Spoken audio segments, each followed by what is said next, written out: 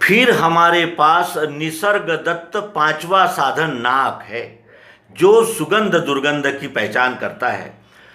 2 kilometre पर मरे हुए किसी जानवर के सड़ने का संकेत हमें 2 किलोमीटर के पहले ही मिल जाता है।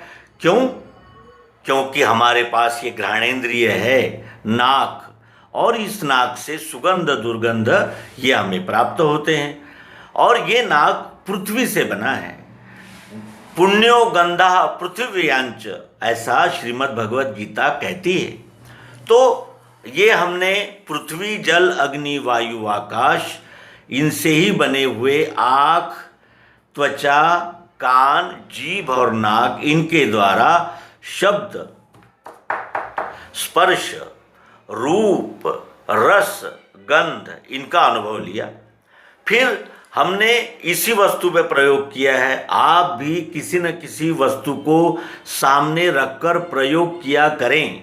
यदि आपने सामने कोई भी पदार्थ हो, पुस्तक हो, पेन हो, मिठाई हो, गेहूं हो, चावल हो, कपड़ा हो, प्लास्टिक हो, लकड़ी हो, लोहा हो, कोई न कोई पदार्थ लेकर ये प्रयोग प्रत्यक्ष करके देखना है। करके देखे बगैर हमें, हमारी बुद्धि को शाश्वती नहीं होती, विश्वास नहीं होता।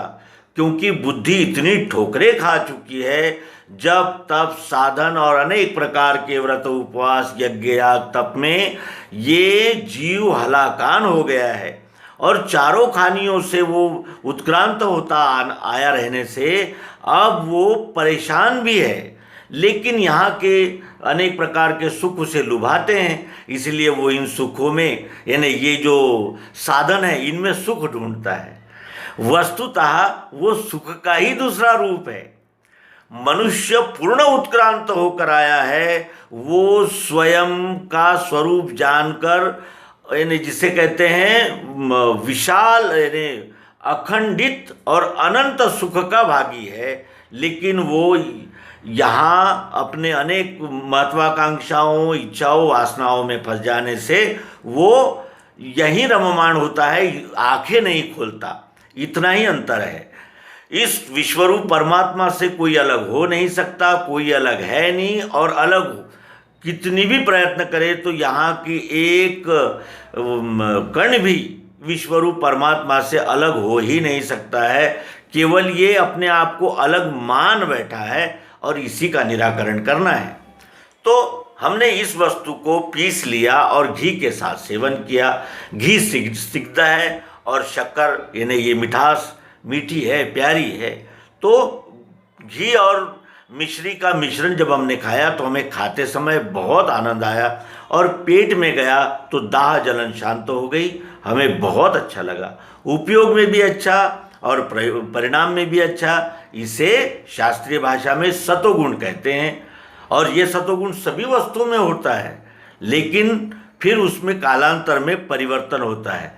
फिर परिवर्तन करके देखे हमने अनुपान में, इसको और पीस लिया और हमने जल के साथ सेवन किया शरबत बनाकर। तो क्या हुआ, शक्कर जो है वो पेट में गई, उसने दाह पैदा किया, और जल मस्तक में चढ़ गया, उसने जुकाम पैदा कर दिया। यानी पीते समय तो ठंडा मीठा शरबत अच्छा लगा, हमारी प्यास भी बुझी, लेकिन परिणाम क्या हुआ, तो परिणाम ठीक नहीं निकला। इस तरह अच्छा बुरा परिणाम, यानी उपयोग में अच्छा परिणाम में बुरा, या परिणाम में अच्छा उपयोग में बुरा, इस प्रकार का अनुभव, मिश्र अनुभव रजोगुण कहलाता है।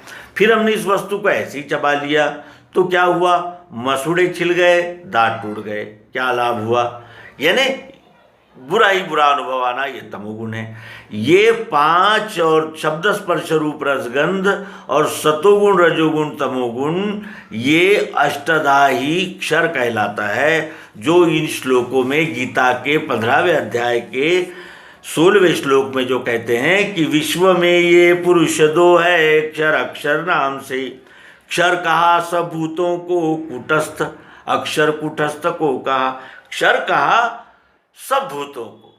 ये जो अनंत आकारों प्रकारों में अनेक पिंड दिख रहे हैं, ये क्या है, ये क्षर भाव है। ये सतत रूपांतरण होता है। अष्टधा जो भी बताई गई है, इसका सतत रूपांतरण जारी ही रहता है। हम यानी मेडिकल स्टोर से कोई दवा लाते हैं, वो फिर कालांतर में एक्सपायर हो जाती है। इस तरह ये उत्पत्ति स्थिति लय का चक्र अखंड चलता रहता है। ये गति है, यही साकार है, यही प्रकृति है, यही दुर्गा माँ है, यही क्षर है जो सतत रूपांतरण होने वाली गति है। फिर क्षर कहा सब भूतों को और अक्षर कूटस्थ को कहा। ये रूपांतरण होने वाले में भी जो अस्तित्व, भातित्व और नित्यत्व, यानी जिसे कहते हैं प्रियत्व है, वो अक्षर भाव है। तो इसमें भी प्रियत्व है, इसीलिए तो ये आई। इसमें भी प्रियत्व है, इसमें भी प्रियत्व है, इसमें भी है, ये भी है, ये भी है, ये भी अस्तित्व, ये भी है, सब है ही है। और दिखता है, छिपा हुआ नहीं है, देखना पड़ता है। सद्गुरु योग दृष्टि से देखने पर ये दिखता है अक्षर भाव। तो अक्षर कूटस्थ को कहा। कूटस्थ किसे कहते हैं? जो अंदर होता है, कूटस्थ होता है, छिपा हुआ होता है, उसको उजागर करना पड़ता है, यानी उसको खोलना पड़ता है, देखना पड़ता है। तो हमने ये वस्तु में तो अभी मीठा दिख नहीं रहा है, लेकिन मिठास इसके अंदर है, कूटस्थ है।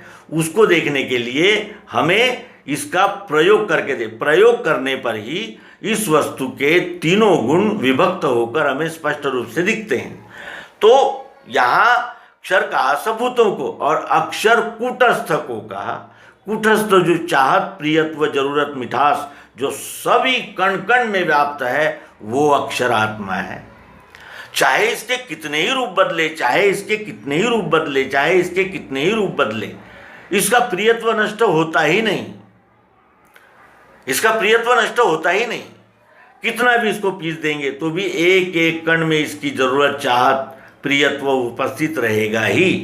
ये टूटेगा तो प्लास्टिक का प्रियत्व है, कांच वाले को कांच का प्रियत्व है, नष्ट होता ही नहीं। केवल उसके बाह्य रूप में बदलाव होते हैं, उसके जो अक्षर कूटस्थ भाव जो है उसमें बदलाव नहीं होते। तो विश्व में ये पुरुष दो है, क्षर अक्षर नाम से।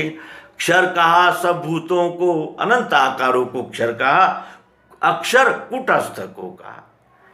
पुरुषोत्तम है न्यारा। अब ये दोनों, एक रूपांतरण होने वाली और एक अरूपांतरण होने वाली स्थिति अक्षर भाव, ये दोनों से पुरुषोत्तम है न्यारा। अब ये पुरुषोत्तम कौन है? पुरुषोत्तम किसे कहा जाएगा? ये क्षर पुरुष और अक्षर पुरुष, ये दोनों किसमें हैं? तो वस्तु विश्व में ही तो है, विश्व में ही तो है। ये दोनों जो गतियां हैं ये विश्व में ही है। और शुरू में ही कह दिया है कि विश्व में ये पुरुष दो है, क्षर अक्षर नाम से। क्षर कहा सब भूतों को, कूटस्थ अक्षर कूटस्थ को कहा। पुरुषोत्तम है न्यारा।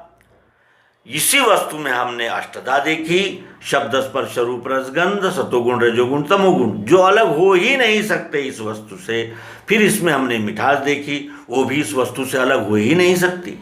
और ये पुरुषोत्तम है नारा। इन दोनों को धारण करने वाला जो पुरुषोत्तम भाव है, विश्वरूप, वो न्यारा है, अर्थात उसमें ये दोनों भाव है, उसी में ये दोनों भाव है। ये दोनों भाव मिलकर ही तीसरा भाव विश्वरूप पुरुषोत्तम बना है, जिसका हम नाम रखते हैं। तो रूपांतरण होने वाला भाव और इसमें अक्षर कूटस्थ भाव, ये दोनों का लय नाम में होता है। नाम में रूप और गुण, रूप और गुण इज इक्वल टू नाम। तो नाम में रूप और गुण, इन दोनों का समावेश हो जाता है। वो तीसरा पुरुषोत्तम परमात्मा, जिसको नाम दिया गया है ओम, विश्व, और चाहे आप हजारों नाम देते रहें, लेकिन वो अनेक नामों से पुकारा जाने वाला यही विश्वरूप है। और ये क्षर अक्षर उसकी दो प्रवृत्तियां हैं। तो पुरुषोत्तम है न्यारा, उसको परमात्मा कहें, जो तीनों लोक में घुस के राखे अव्यय ईश। वो तीनों लोक में घुस के अव्यय ईश रक्षण करता है। तीनों लोकों में घुस के। तीनों लोक कौन से हैं? तो भूतकाल, वर्तमान काल और भविष्य काल, ये तीनों लोक है। और तीनों लोक में घुस के इस सारी सृष्टि को, ये अव्यय जिसका कभी व्यय नहीं होता, इधर मृत्यु होता है तो उधर जन्म होता है, इधर एक पेड़ टूट जाता है तो उधर एक नया पेड़ जन्म लेता है। इस तरह ये सतत उत्पत्ति स्थिति और लय का चक्र चलता ही रहता है। ऐसा ये अव्यय ईश इसी अष्टधाक्षर और अक्षर मिठास इन दोनों भूमिकाओं में घुस के कार्य करता है, वो विश्वरूप परमात्मा। जब मैं हूँ परे क्षर के, अब कुछ लोग क्षर में अटक गए, वो प्रतिमा पूजक हो गए और उन्होंने केवल साकार को ही सत्य मान लिया है। और उत्तम अक्षर से भी हूँ, कुछ लोगों ने इसमें का निराकार भाव पकड़ लिया है। वो कहते हैं कि ईश्वर साकार हो ही नहीं सकता। तो जब मैं हूँ परे क्षर के परे हूँ, यानी क्षर तो मेरी गति है और उत्तम अक्षर से भी हूँ, क्योंकि मुझ में ही अक्षर और क्षर ये दोनों प्रकृति रहती है, इसलिए मैं अक्षर से उत्तम भी हूँ। इससे वेद शास्त्रों में पुरुषोत्तम है कहा। इन दोनों भूमिकाओं का मैं धारण करता रहने से मैं उत्तम पुरुष पुरुषोत्तम हूँ, ऐसा वेद शास्त्रों में कहा गया है। अर्जुन, ये वेद शास्त्रों में मुझे उत्तम पुरुष कहा गया क्योंकि मैं इन दोनों भूमिकाओं को धारण करके रहता हूँ। मैं विश्वरूप परमात्मा, जिसे पत्र पुष्प फल तोय यानी जल, इनसे जिसकी सेवा की जा सकती है, इनसे तो इस विश्व की ही सेवा की जा सकती है। जो जल पीता है उसे जल पिलाएं, जिसे खाना भोजन कराना है उसे अन्न दें। तो इस तरह यह विश्वरूप परमात्मा ही है। अब आगे भगवान श्री कृष्ण जी 15वें अध्याय पुरुषोत्तम योग नाम के 15वें अध्याय का समापन करते हैं। कहते हैं, यो मामेवं सम्मूढ़ो जानाति पुरुषोत्तमं स सर्वविद भजति मां सर्वभावेन भारत इति गुह्यतमं शास्त्रमिदमुक्तं मया नघ एतद्बुद्ध्वा बुद्धिमाना स्यात् कृतकृत्यश्च भारत। इस रीति जो मुझे ज्ञानी जाने हैं पुरुषोत्तम, इस रीति जो मुझे जाने हैं पुरुषोत्तम, जिस रीति से रे शास्त्रोक्त रीति से जो ज्ञानी मुझे पुरुषोत्तम जानते हैं, वो जानते हैं कि साकार और निराकार इस वस्तु से अलग अलग नहीं हो सकते। ये संपूर्ण का नाम ही पुरुषोत्तम है। इस रीति जो मुझे जाने, मुझे ज्ञानी जाने हैं पुरुषोत्तम, उसे मैं ज्ञानी कहता हूँ। जो इन दोनों भावों के द्वारा मुझे जानता है वो सर्वज्ञ, वो सब जान गया। जिसने इस त्रिपुटी का खुलासा समझ लिया उसने सब कुछ जान लिया। वो सर्वज्ञ भजे मुझको भारत सर्वभाव से, वो सर्वज्ञ है और वो मुझे सर्वभाव से, जो कोई भी सेवा हमारे सुपुर्द की हो इस विश्वरूप परमात्मा ने, वो सर्वभाव से मुझे ही भजते हैं।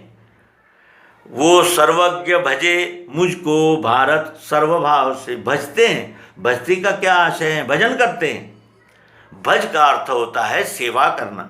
वो सर्व जो ऐसा मुझे जानते हैं ज्ञानी, वो मुझे भजते हैं सर्वभाव से, यानी मेरी सर्वभाव से सेवा करते हैं। ऐसा ये शास्त्र का बीज, ये क्या है? ऐसा ये शास्त्र का बीज निष्पा